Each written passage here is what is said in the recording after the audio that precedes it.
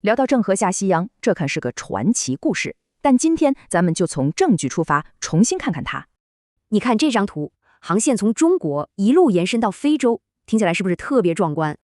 就连梁启超都说，能跟郑和比肩的航海伟人，那可是少之又少啊。不过传说归传说，要是咱们深挖一下证据，会发现什么呢？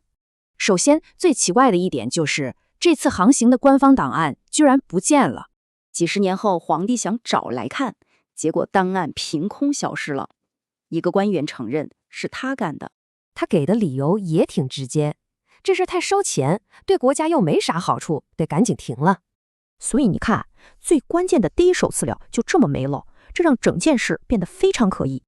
好，档案的事说完了，咱们再来看船。这个所谓的宝船，技术上真的靠谱吗？咱们看看史料，比如《明史》里面就记下了宝船的官方尺寸。这船有多大呢？差不多130米长，你想想，比足球场还长呢。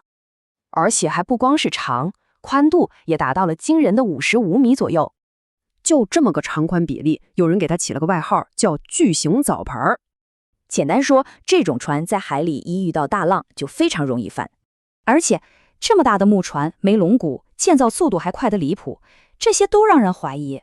所以有人推断，这种船顶多在近海溜达，根本不可能远渡重洋。这么一说，问题就来了，那我们该怎么看待中国的航海黄金时代呢？有一种观点就认为，中国古代航海其实从未真正开启一个大航海时代。所以这就留给我们一个思考：当历史传说和证据摆在面前，我们应该更相信哪一个？